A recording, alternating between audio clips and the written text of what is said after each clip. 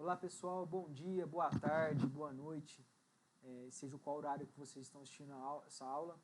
Meu nome é Fernando Alves Barbosa Lima, eu faço formação pedagógica em História na instituição Uninter, Polo São Joaquim da Barra. Estou ministrando essa aula aí para vocês, pessoal, das invasões holandesas no Brasil, matéria dada aí no 7º ano do ensino fundamental. Pessoal, eu coloquei bastante conteúdo textual nessa aula, até eu pensei que podia ficar cansativo, né? Porém, eu vou disponibilizar para vocês esse material via PDF, tem todas as referências, citações por e-mail. É só mandar um e-mail para mim aí, que eu vou disponibilizar no canal. E eu vou passar para vocês no e-mail. Peço que também vocês curtem, compartilhem, questionem, comentem aí o que vocês achou da aula. Peço aí o apoio de vocês. Vamos participar. Pessoal, o tema invasões holandesas é um tema vasto na literatura. Tem vários documentos históricos, tem livros, tem até filme agora, um filme que chama Nova Amsterdã. Que esse filme eu não consegui comprar. É recente, né, conta da invasão holandesa, num aspecto romantismo, né, romantista, lá no Rio Grande do Norte. Eu não consegui achar, mas depois eu vou passar o trailer para vocês. Se alguém conseguir aí, por favor, aí, comentem, mandem um e-mail, que eu agradeço aí, que eu quero muito ver esse filme. E vamos começar, pessoal. Bem, pessoal, a invasão holandesa fez parte do projeto da Holanda, Países Baixos, de ocupar e administrar o Nordeste brasileiro, praticamente quase inteiro, por intermédio da Companhia Holandesa das Índias Ocidentais. Companhia essa que eu vou explicar mais para frente, mas é uma empresa de comércio holandês fundada em 1621, que representava um exemplo de organização privada no comércio externo. Ela comercializava açúcar, desde a sua produção, refino, investimento e comercialização na Europa, e também lidava com o tráfico de escravos, né? Tráfico negreiro. Pessoal, vamos ver aqui, olha aqui o tamanho assim da invasão, assim, a extensão territorial, né? Claro, né, divididos aqui no Tratado de Tordesilhas, foi no primeiro momento em Salvador, que durou 1 ano, né, a resistência foi grande, e depois um segundo momento, que foi em Recife, depois expandiu aí para parte do norte, aí, mais no... E é isso, pessoal. Após a conquista de Pernambuco, os holandeses passaram a dominar os territórios pertencentes exclusivamente à Capitania da Paraíba, Rio Grande do Norte, Capitania Real do Ceará e Capitania do Estado do Maranhão, São Luís, sob a administração do conde Maurício de Nassau. Pessoal, frase aí do historiador Fernandes. Pessoal, mostra, né, as esquadras aí, né, possivelmente na segunda invasão, a pintura, né? E praticamente todo o Nordeste brasileiro, na faixa litorânea, chegando na parte de Sergipe também, Bahia, Cabrebeiro, na Paraíba. Fortaleza, a cidade de Fortaleza foi fundada em redor do forte que os holandeses construíram. Portugueses e holandeses, antes da União Ibérica, possuíam vários acordos comerciais. Companhias privadas holandesas ajudaram a financiar a instalação de engenhos de açúcar e participação na distribuição e comercialização do produto para a Europa. Então quer dizer que os portugueses eram bem aliados dos holandeses antes da União Ibérica, que foi a união de Portugal e Espanha, dinastia filipina. O que aconteceu? D. Sebastião foi morto em 1578, desaparecido nas guerras lá no continente africano. E ele era neto de Dom Manuel, que foi rei de Portugal. E o Filipe II reivindicou o trono. Só que a Espanha e a Holanda eram inimigas, porque a Holanda havia sido colônia da Espanha. Com isso, fez um embargo. Com essa União Ibérica, Portugal, ou seja, o Brasil, não podia ter comércio, qualquer tipo de assim, relação assim, amigável com a Holanda. E os holandeses tinham um grande interesse no açúcar brasileiro. não só porque dominavam o comércio do produto na Europa, mas também porque havia o capital holandês investido nos engenhos brasileiros, né? Aí eles ficaram assombrosos, bravos. Então vamos falar um motivo das invasões holandesas no Brasil. A agitação iniciou-se na conjuntura da dinastia filipina, né? União Ibérica, que foi 1580 a 1640. A Holanda era grande parceira comercial do açúcar, só que Espanha e Holanda eram inimigos, né? E em 1621 fecham os portos, aí eles criam a Companhia das Índias Ocidentais para tentar burlar, né? Criam essa companhia aí para tentar comercializar. Não mostrava o governo holandês, era uma instituição meio que particular, privada. Só que dura pouco tempo. A Espanha bloqueia a Companhia das Índias Ocidentais em 1623, né?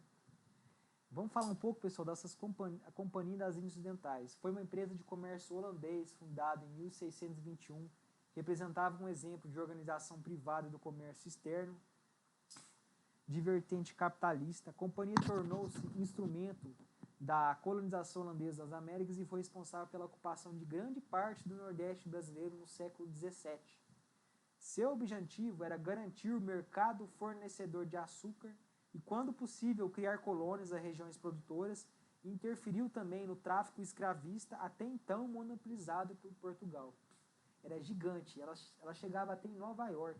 A cidade de Nova York também tem grande influência aí pela Companhia das Índias Ocidentais. Vamos lembrar, pessoal, que existia a Companhia das Índias Orientais também. As invasões holandesas, pessoal, foram divididas em várias etapas. Em 1624, 1625, invasão de Salvador, na Bahia. 1630, 1654, invasão de Recife e Olinda. 1630 e 1637, fase de resistência ao invasor. 1637 a 1644, a administração de Maurício de Nassau. Em 1644 e 1654, período aí da insurreição pernambucana. Pessoal, vamos falar da primeira invasão. Foi em 1624. Salvador, capital da colônia, vamos relembrar. No início obteram sucesso e expulsaram o governador-geral. Só que em 1625, a União Ibérica expulsou os holandeses, né? Por quê? Porque vinha um reforço da Espanha. A primeira tentativa de ocupação ocorreu na Bahia, em 1640, e durou apenas um ano por causa da resistência local e do bloqueio marítimo imposto pela esquadra espanhola. Citação aí de Fonseca. Salvador, 9 de maio de 1624, a cidade amanhece sob domínio e os efeitos do bombardeio de uma esquadra holandesa, composta por 26 navios, sob o comando de Jacob Willicks. E aí, pessoal, aí a invasão holandesa, a primeira invasão em 1624, uma pintura aí, né, do que ocorreu, e os fortes, né, defendendo, pintura de Hasselgertz. De acordo com o historiador Afonso Ruiz, no livro História Política Administrativa da Cidade de Salvador, os oficiais encarregados da documentação, como boa parte da população, fogem para Abrantes, relata. Os 3.400 homens, entre aventureiros e mercenários, que compunham a esquadra invasora, não encontram maiores resistências para render o governador-geral da colônia, Dom Diogo Mendonça Furtado, e aprisioná-lo na chamada Casa dos Governadores, no que iria vir a ser o Palácio Rio Branco, na atual Praça Tomé de Souza, em pleno coração da urbe, uma das mais importantes cidades da América, então capital do Brasil. Citação aí de Fonseca, né, historiador. Em 8 de maio de 1624, a esquadra holandesa deu entrada na cidade de Salvador. Porém, o governador Diogo de Mendonça Furtado, como já havia avistado a respeito da expedição, tratara de aprimorar as fortalezas de Santo Agostinho e de Itajaí para melhor proteger a cidade. Para isso, convocou gente do Recôncavo e vizinhanças a fim de ficarem aos integrantes da rota. Então, quer dizer, pessoal, tem uma resistência grande, né? Eles já haviam mostrado, sido alertados e fizeram assim as táticas de guerrilha. Então, como era a capital do Brasil, Salvador, tinha um exército, né? Portugal e Espanha estavam bastante fortificados. Porém, no primeiro ano, se deixou, né, ser invadido, posteriormente aí, consegue aí expulsar os holandeses. Posteriormente, pessoal, depois de expulso, eles saquearam um navio espanhol com toda a prata, a riqueza acumulada pela Espanha durante um ano. E com esse dinheiro foram lá nas Antilhas, no Caribe, né, esse saqueamento. E com esse dinheiro financiaram a invasão de Pernambuco. Foi em 1630. Pessoal, segunda invasão holandesa em 1630. Os holandeses retornaram, dessa vez para Pernambuco, que além de concentrar grande parte da produção de açúcar, era uma região menos policiada que a capital da colônia. Assim, a invasão holandesa iniciou-se em 1630 com uma esquadra que contava com 66 embarcações e 7.200 homens, que começaram com a ocupação de Recife e Olinda. Lembrando que Recife era o maior polo de produção mundial de açúcar. Conseguem dominar totalmente Pernambuco em meados de 1635. Porém, alguns autores falam 1637, quer dizer que teve bastante resistência. Entre 1630 e 1634, empreenderam a conquista da capitania, tendo de enfrentar a resistência portuguesa, comandada pelo governador Matias de Albuquerque. Gradativamente, em função da desorganização da lavoura canavieira, engenhos foram destruídos, Olinda foi incendiada, fugas de escravos, criação de quilombos, né? Plantações destruídas. Com isso, deu-se a rendição total, pessoal. Veja aí, pessoal, uma imagem aí de John Ogibe, Dutch Trade of Olinda, dominação pública aí. Uma imagem aí que não conseguimos visualizar aqui, mas ela mostra Olinda de Pernambuco, né? Cidade Maurícia.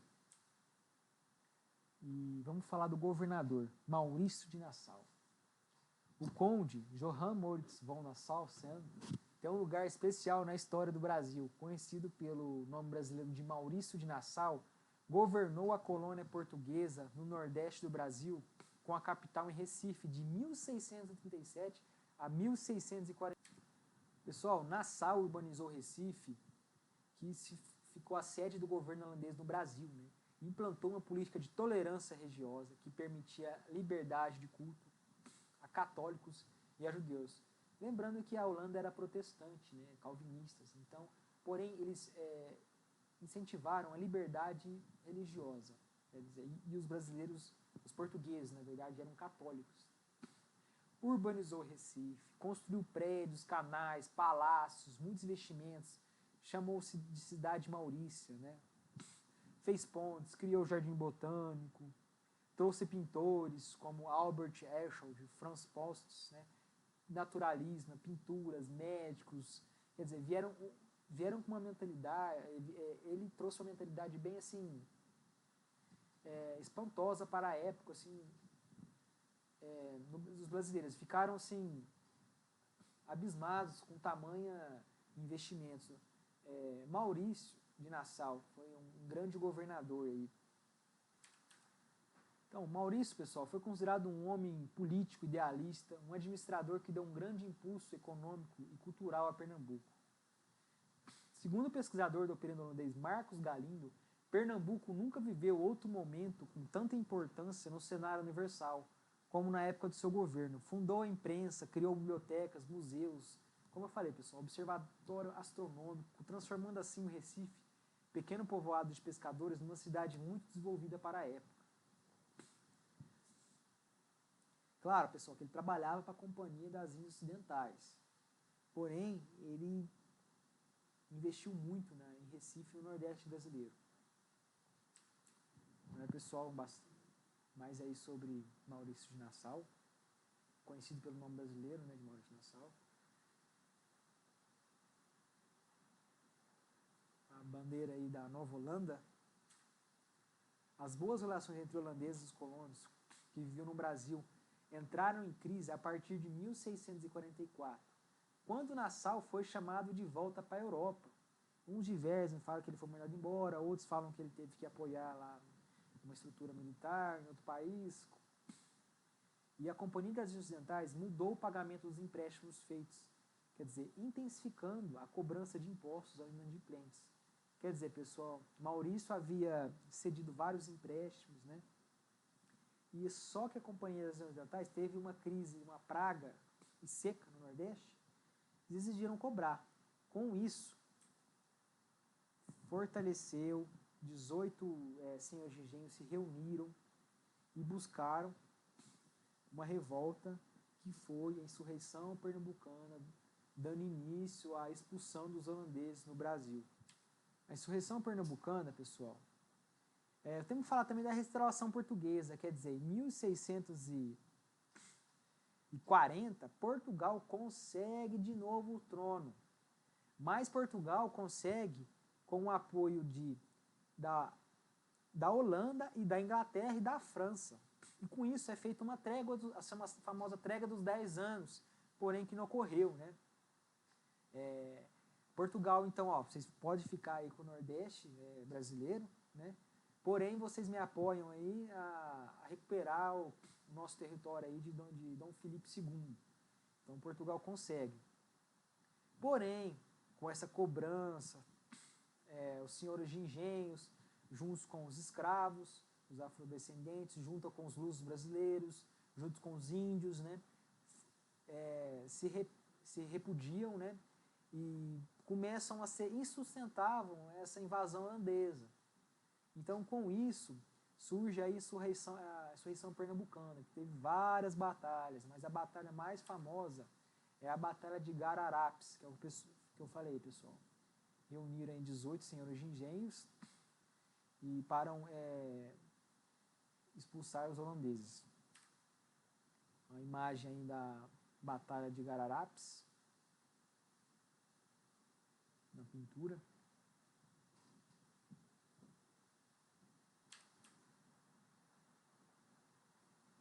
Olha aí, pessoal, outra imagem aí, uma grande batalha. Foram 2 momentos, né, essa Batalha de Guararapes. Foi em 48 e 49. Teve também a Batalha dos Montes dos Tabocas, né, em 1645.